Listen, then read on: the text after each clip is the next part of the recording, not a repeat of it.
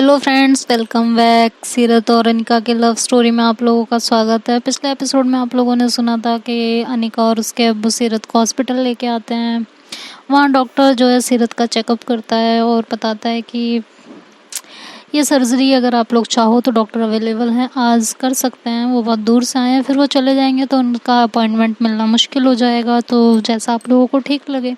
तो उसके अब्बू बोलते हैं कि कोई बात नहीं, आप आज ही करा दीजिए, हमें कोई इशू नहीं है, और जितनी जल्दी इसकी आवाज़ आ जाएगी उतना ही अच्छा है हमारे लिए। तो ऐसे बात करते हैं तो डॉक्टर कहता है बट इसमें एक्सपेंस ज़्यादा आएगा, तो फिर आप बताइए क्या करना है।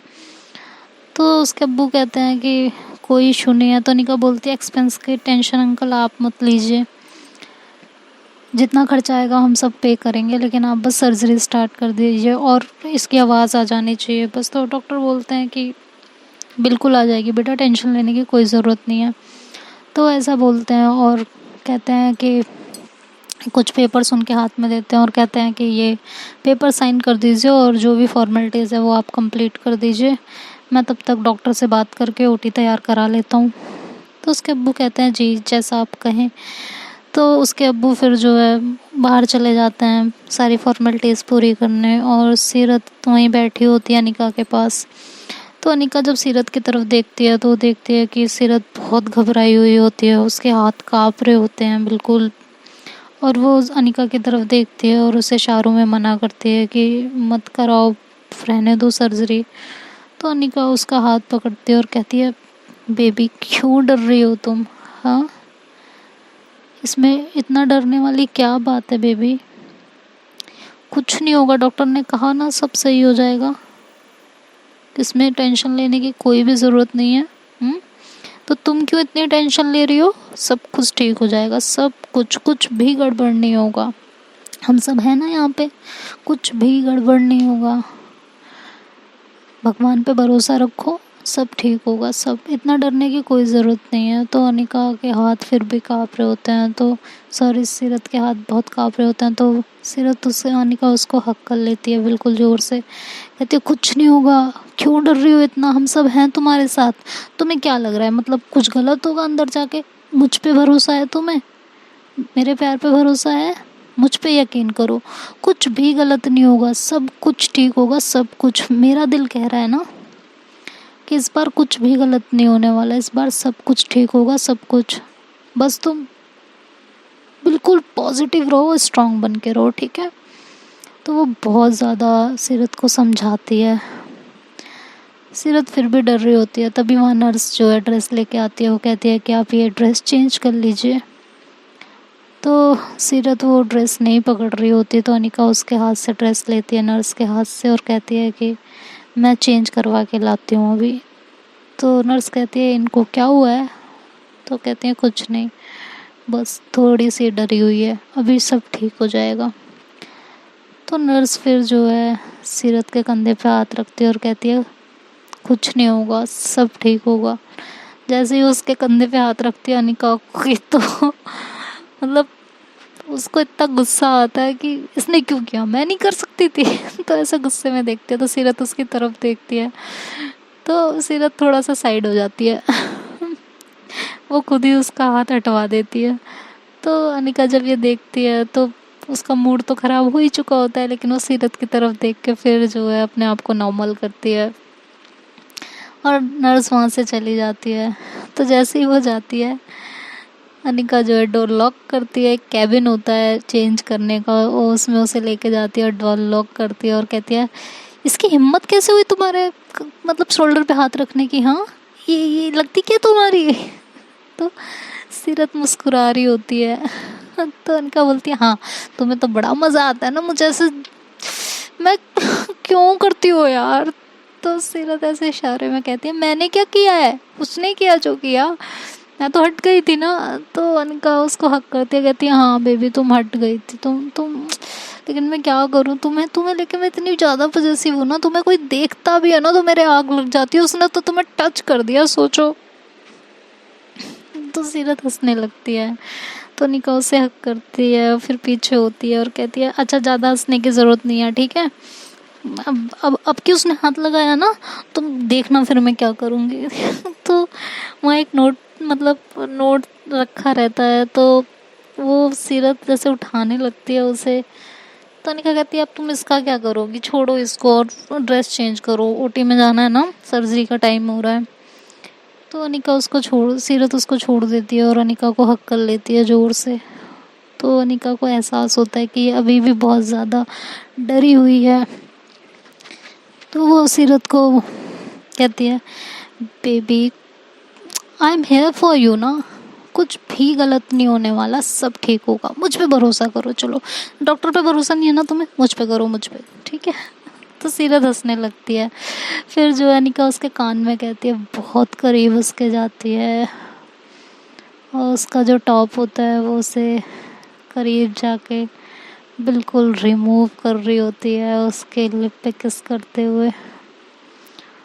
तो सीरत अपने आप को बिल्कुल ढीला छोड़ देती है और अपने हाथों को ऊपर उठा लेती है। तो अनिका उसका टॉप रिमूव करती है और उसे नेक पे किस करती है हल्की हल्की, और जो ड्रेस होती है हॉस्पिटल वाली वो उसको पहनाने लगती है। तो जैसे ही वो ड्रेस की तरफ सीरत देखती है वो बिल्कुल घबरा जाती है, उसके हाथ पैर कांपने लगते हैं। तो अनिका उसे दोबारा हक करती है और उसके कान में कहती है कि बेबी बिल्कुल घबराने की ज़रूरत नहीं है, ठीक है, I am always here for you, condition कुछ भी हो मैं हमेशा तुम्हारे साथ हूँ, हमेशा, ठीक है, कुछ भी गलत नहीं होगा। और तुम इतना घबरा क्यों रही हो, तुम जाओ सर्जरी कराओ, तुम्हारी आवाज़ वापस आएगी और तुम चिल्लाती हुई आओगी अनिका अनिका अनिका, पता है सुकून मिलेगा उस समय। और तुम सर्जरी करा के आओ, तुम्हारी आवाज़ वापस आ जाएगी, फिर मैं तुम्हें एक सरप्राइज़ दूंगी। तो ऐसे सीरत उसकी तरफ देखती है कि कैसा सरप्राइज़। तो अनिका बोलती है कि वैसे तो सरप्राइज़ बताया नहीं जाता, लेकिन चलो तुम सर्जरी कराने जा रही हो ना, तो मैं तुम्हें बता देती हूँ कि कल जो पेंडिंग रह गया था, हाँ, तुम्हारी एनर्जी ड्रिंक, वो आज कंप्लीट हो जाएगी। हाँ, तो सीरत की आंखें एकदम चमकने लगती हैं, वो खुश हो जाती है बिल्कुल बच्चों की तरह। तो अनिका कहती है ओफो, एक तो ना तुम बिल्कुल बच्ची हो, बच्ची जैसे, बच्चों को ना उनके फेवरेट चॉकलेट की तलब लगाओ, उसे लालच दो तो वो एकदम खुश हो जाता है, ऐसे हो तुम बिल्कुल, तुम्हें ना। तो सीरत उसे हक कर लेती है ज़ोर से। तो अनिका कहती है अच्छा ठीक है बेबी, अभी ड्रेस कंप्लीट कर ले, हाँ, और बिल्कुल डरने की ज़रूरत नहीं है। तो उसे कह के उसकी ड्रेस पहना देती है और जो है उसको बंद कर देती है। उसके बाद जो है वो उसको बाहर लेके आती है।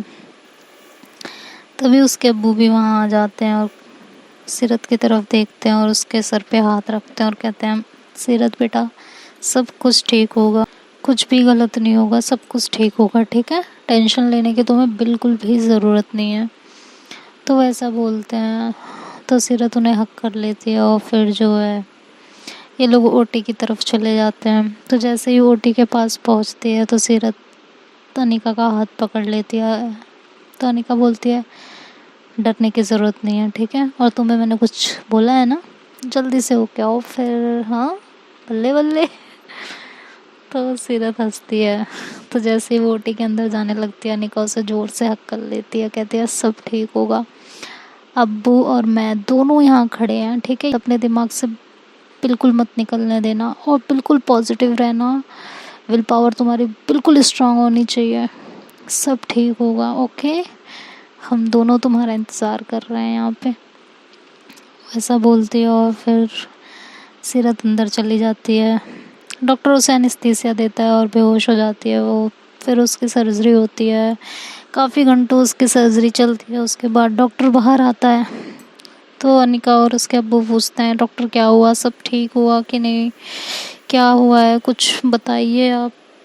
तो डॉक्टर बोलता है कि अब तो ये सर्जरी तो हो चुकी है और जहाँ तक है 99% सक्सेसफुल है, सिर्फ 1% चांसेस है कि कुछ और भी हो सकता है। तो अनिका बोलते हैं अंकल आप ये कैसी बातें कर रहे हैं, आपने तो कहा था ना कि सब ठीक होगा। तो वो बोलते हैं बेटा देखो हम खुदा तो नहीं है ना, हमने तो अपनी तरफ से पूरी कोशिश कर दी है, अब अब बाकी चीज़ें तो भगवान के हाथ में है। वैसे जहाँ तक है उसकी आवाज़ बिल्कुल वापस आ जाएगी, बिल्कुल टेंशन लेने की ज़रूरत नहीं है।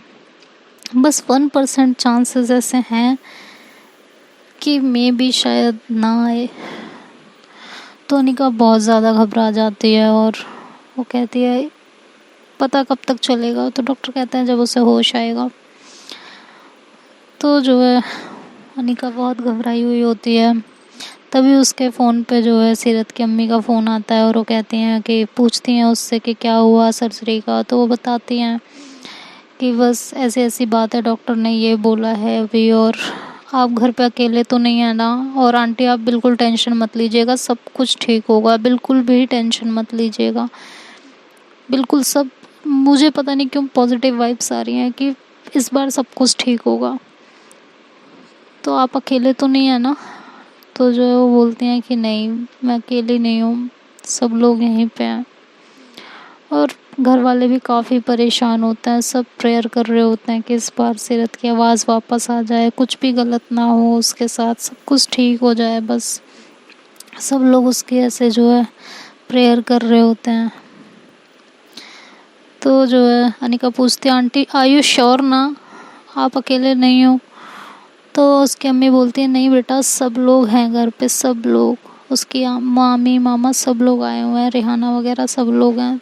तो अनिका बोलती है जी आंटी ठीक है, जैसा भी होता है ना मैं आपको कॉल करके बताती हूँ, और आप प्रेयर करिएगा, इस बार ना सब ठीक होगा सब, इस बार कुछ भी गलत नहीं होने वाला, आई एम डैम श्योर। तो उसकी अम्मी बोलती हैं और मुझे तुम्हारे विश्वास पे विश्वास है बेटा, इस बार सब ठीक होगा। तो ये कह के फिर वो कॉल कट कर देती हैं और वो उधर फैमिली पूरी प्रेयर कर रही होती है, इधर अनिका और अनिका के मतलब सीरत के अब्बू प्रेयर कर रहे होते हैं। तो काफ़ी घंटे ऐसे ही बीत जाते हैं टेंशन में। उसके बाद सीरत को होश आता है तो नर्स वहाँ से निकल के आती है। अनिका पूछती है कि क्या हुआ, उसको होश आया नहीं आया। तो बोलती है हाँ उसको होश आ गया है। तो अनिका दौड़ के जाने लगती है तो नर्स उसका हाथ पकड़ लेती है, कहती है अभी आप नहीं जा सकती हैं, पहले मुझे डॉक्टर को बुलाने दीजिए, वो चेकअप करेंगे उसके बाद ही आप अंदर जा सकती हैं। तो अनिका रुक जाती है, फिर वो डॉक्टर को बुला के लाती है नर्स। डॉक्टर अंदर जाता है और उस सीरत का पूरा चेकअप करता है। चेकअप करने के बाद जो है वो बाहर आता है। तो अनिका फटाफट डॉक्टर के पास जाती है और कहती है क्या हुआ, वो उसकी सर्जरी ठीक हो गई ना, उसकी आवाज़ आ गई ना, बोलिए ना, आप कुछ बोल क्यों नहीं रहे हैं। तो डॉक्टर बोलता है बेटा सीरत की आवाज़। तो अनिका बोलती हाँ उसकी आवाज़ क्या, बोलिए कुछ। तो उसके अब्बू बोलते हैं बताइए ना डॉक्टर, आप चुप क्यों हैं, खामोश क्यों खड़े हैं, आप बोलिए कुछ। तो कहते हैं नहीं उसकी आवाज़ नहीं आई, आई एम सो सॉरी बेटा। तो अनिका तो उनकी उसकी तो जैसे दुनिया ही उजड़ गई होती है, उसे कुछ भी समझ नहीं आ रहा होता और वो वहीं फ्लोर पे बैठ के रोने लगती है बहुत बुरी तरीके से।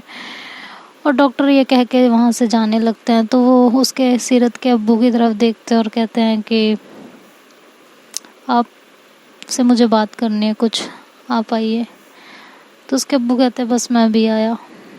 वो अनिका को उठाते हैं और कहते हैं तुम अभी कमज़ोर नहीं पड़ सकती हो अनिका, तुम्हें स्ट्रांग रहना है, इस समय सीरत को तुम्हारी बहुत ज़रूरत है, हम सबकी ज़रूरत है उसे, और हम इस समय बिल्कुल कमज़ोर नहीं पड़ सकते हैं, ठीक है। तो अनिका अपने आंसू पोंछती है और कहती है जी अंकल, हम में से कोई कमज़ोर नहीं पड़ेगा, बिल्कुल भी नहीं पड़ेगा।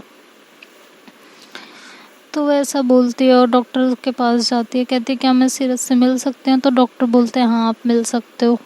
तो अब्बू फिर जो है वो उसके अब्बू सीरत के डॉक्टर के पास रुक जाते हैं और अनिका सीरत के पास चली जाती है। इधर उसके अब्बू से डॉक्टर बात करते हैं और उधर अनिका जो है सीरत के पास पहुंचती है और उस जाके उसे ज़ोर से हक कर लेती है, कहती है कुछ नहीं हुआ है, ठीक है सीरत, सब ठीक है, सब पहले जैसा ही है।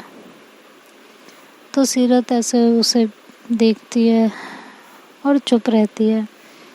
तो अनिका बोलती है कि सब कुछ पहले जैसा है, सब कुछ, ये बोलते हुए उसकी आंख से आंसू निकलने लगते हैं।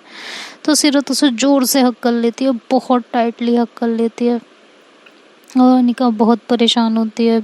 वो तो उसे समझ ही नहीं आ रहा होता वो कैसे टैकल करे, क्या कहे, क्योंकि वो भी अंदर से बहुत टूट चुकी होती है। तो उसको कुछ भी नहीं समझ में आ रहा होता। तो वो सीरत की तरफ देखती है और उसके फॉरहेड पे किस करती है, कहती है तुम्हें टेंशन लेने की बिल्कुल ज़रूरत नहीं है। मैं तुम्हारी आवाज़ हूँ, हमेशा मैं तुम्हारे साथ खड़ी हूँ, कभी कुछ भी गलत नहीं होगा, कुछ भी नहीं, ठीक है, सब कुछ ठीक रहेगा। और और अभी मैं हार नहीं मानूंगी। ये डॉक्टर पागल हैं, इन लोगों को कुछ नहीं आता। मैं तुम्हें और अच्छी जगह लेके जाऊंगी, ठीक है, सब ठीक हो जाएगा।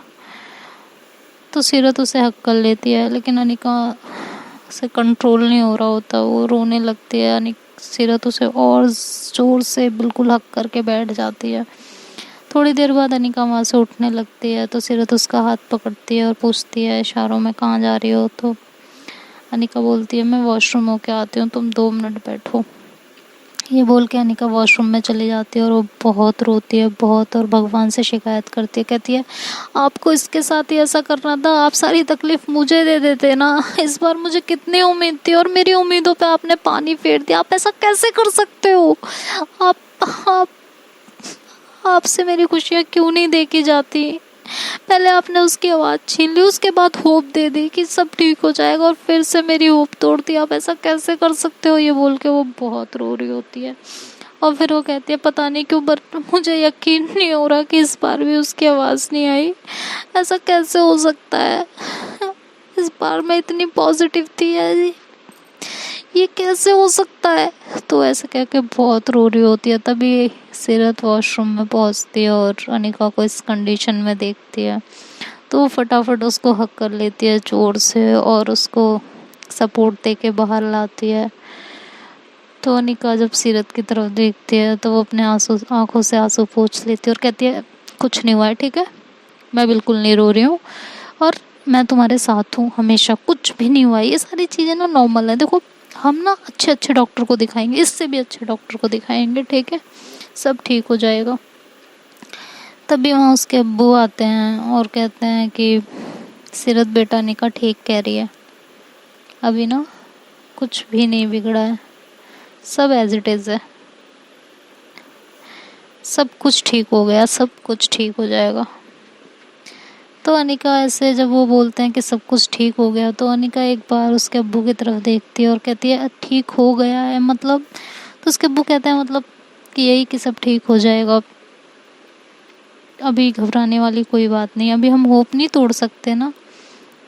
तो ऐसा बोल देते हैं और अनिका कहती है, जी अंकल, अभी कुछ भी नहीं बिगड़ा, अभी हम और जगह दिखाएंगे इसको। अब आप ना, हम घर चलते हैं इसको लेके, ये यहाँ पे नहीं रहेंगे, ये यहाँ नहीं रहेंगी, अब हो गया बहुत, इन डॉक्टर को कुछ नहीं आता। तभी उसके जो डॉक्टर अंकल होते हैं वहाँ आते हैं और कहते हैं, बेटा आप ऐसे क्यों बोल रहे हो? हाँ, हमसे जितना हो सका हमने किया ना, और मे भी कुछ पॉजिटिव रिजल्ट आ ही जाए। हाँ, तो अनिका बोलती है, मतलब अभी नहीं आया तो बाद में क्या आ जाएगा? तो अंकल बोलते हैं उसके कि जो है, गॉड नोज ना कब क्या हो जाए। तो अनिका को कुछ समझ नहीं आता और वो कहती है, सब पागल हो गए यहाँ पे, किसी को ना कुछ समझ में नहीं आ रहा, सब पता नहीं कैसी अजीब सी बातें कर रहे हैं। तो वैसे बोलती है और पूछती है कि आप डिस्चार्ज कब दे रहे हैं? तो कहते हैं, बस कुछ टेस्ट हैं वो टेस्ट कर लेता हूँ मैं, और रिपोर्ट्स आ जाएं आप लेके जा सकते हो फिर। तो अनिका बोलती है, जी ठीक है, जो भी करना है आपको आप जल्दी कीजिए। तो वैसे सीरत का हाथ पकड़ के वहाँ बैठी रहती है। सीरत के जितने भी टेस्ट होते हैं वो सब अनिका के सामने ही होते हैं। तो सारे टेस्ट होने के बाद काफ़ी टाइम लग जाता है, शाम हो जाती है एक्चुअली। तो वो सारे रिपोर्ट्स आती हैं, सारी रिपोर्ट्स नॉर्मल होती हैं। फिर जो है उसको लेके वहाँ से डिस्चार्ज मिलता है और उसको लेके गाड़ी में आती है अनिका, वहाँ बैठती है गाड़ी में लेके उसको।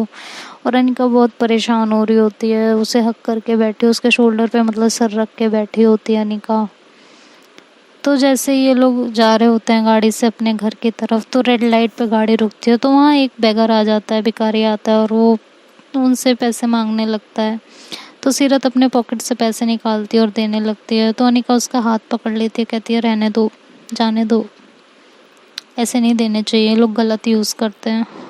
तो सीरत उसका हाथ अपने हाथ से हटाती है और उसे पैसे देने लगती है। भिखारी बोलता है कि आप हमेशा आबाद रहें, हमेशा सारी खुशियाँ आपको मिलें, और जो भी आप अपनी ज़िंदगी में चाहें सब कुछ आपको मिले। तो अनिका बोलती है कि सब बकवास बातें हैं, जाओ, तुम पैसे मिल गए ना तुम्हें, अब तुम जाओ यहाँ से। तो भिखारी कहता है, बेटा हम गरीबों की दुआ ना दिल से निकलती है और वो ज़रूर लगती है।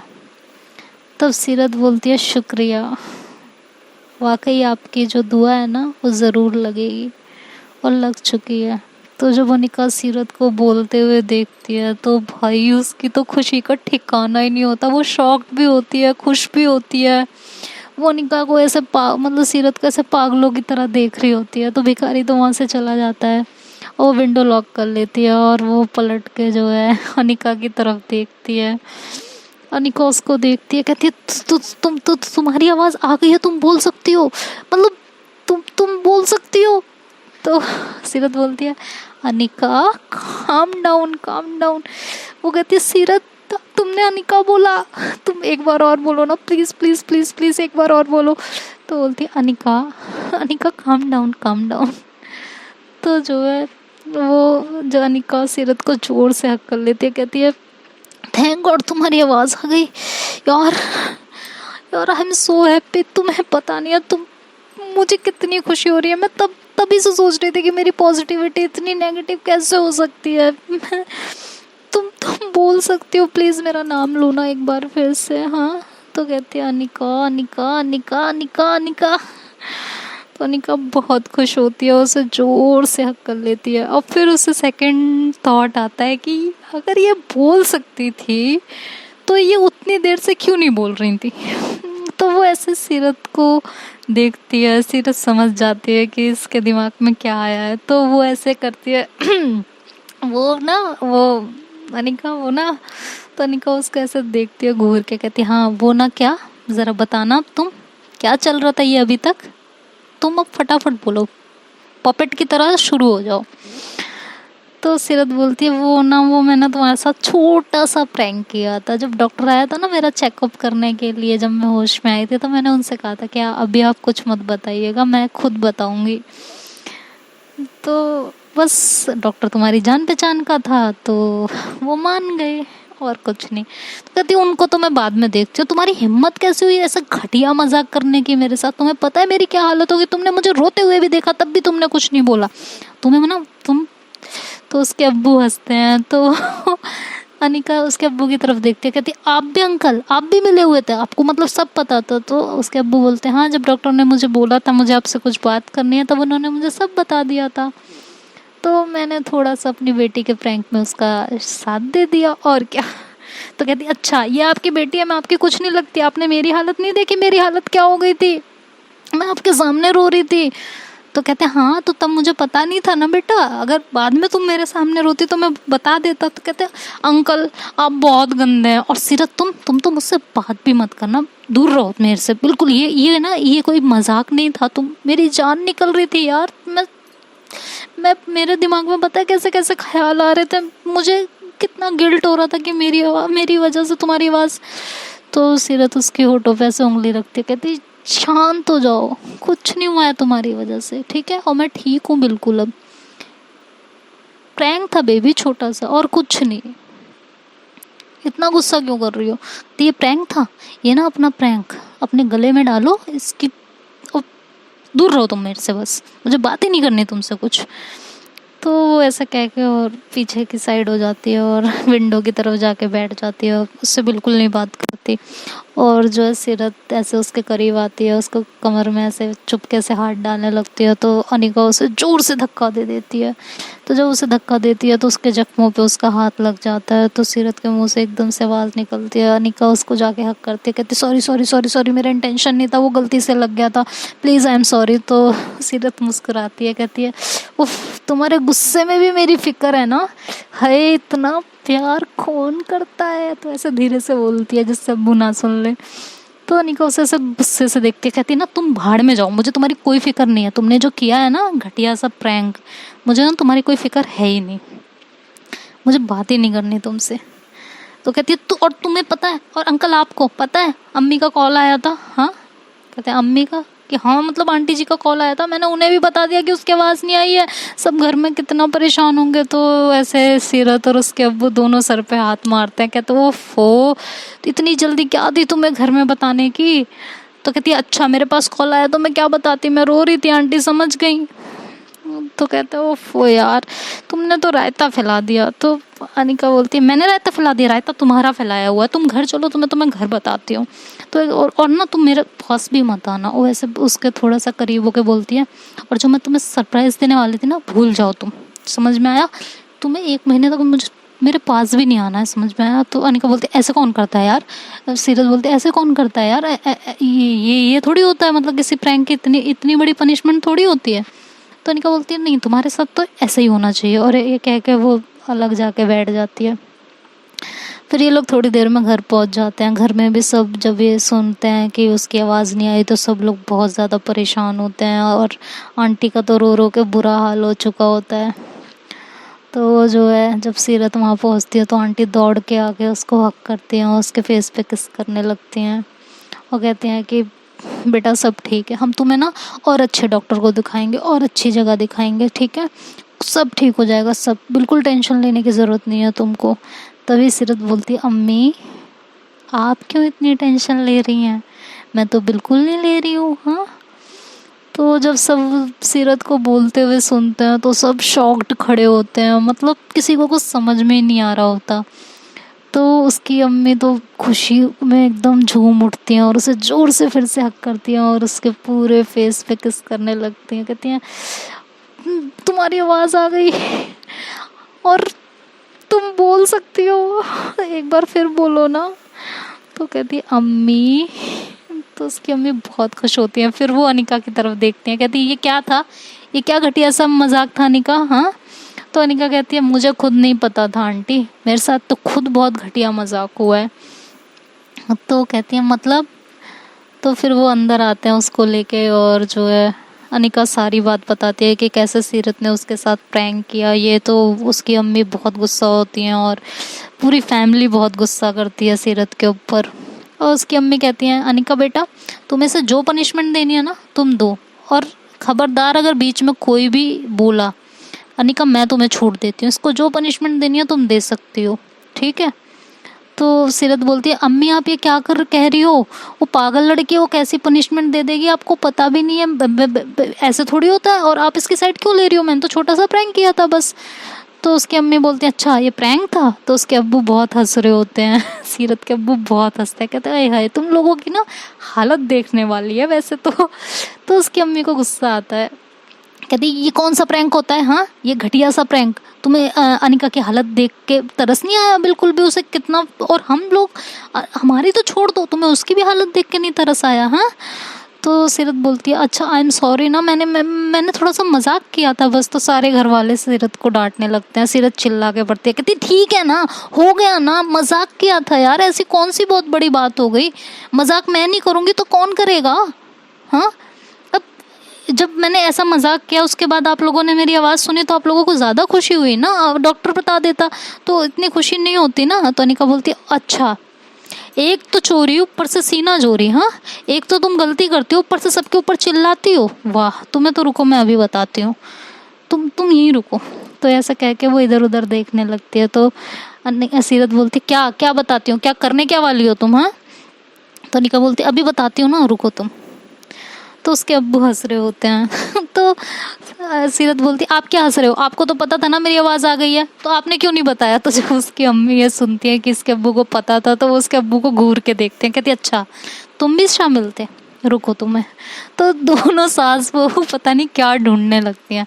तो वहाँ एक मेड खड़ी होती है हाथ में झाड़ू लेके, तो सीरत तो जब उसकी तरफ देखती है तो उसके हाथ से झाड़ू छीन लेती है, वो कहती है रुको तुम। तो सीरत बोलती है अरे ये क्या है, हाँ तुम गुस्से में झाड़ू लगाओगे, पूरे घर की सफाई तुम करोगी, अरे रहने दो इतना करने की ज़रूरत नहीं है, वो कर लेगी, छोड़ो तुम झाड़ू छोड़ो। तो अनिका बोलती हाँ सफाई तो मैं करूँगी लेकिन घर की नहीं, तुम्हारे दिमाग की करूँगी, तुम्हारे दिमाग में जो कचरा भरा हुआ है ना ये सारी सफाई आज मैं करूँगी। ये कह के झाड़ू लेके उसकी तरफ बढ़ती है। उधर उसकी अम्मी भी कुछ ढूंढ रही होती है हाथ में, उन्हें कुछ नहीं मिलता तो वो पिलो उठाती हैं और उसके अब्बू की तरफ बढ़ती हैं।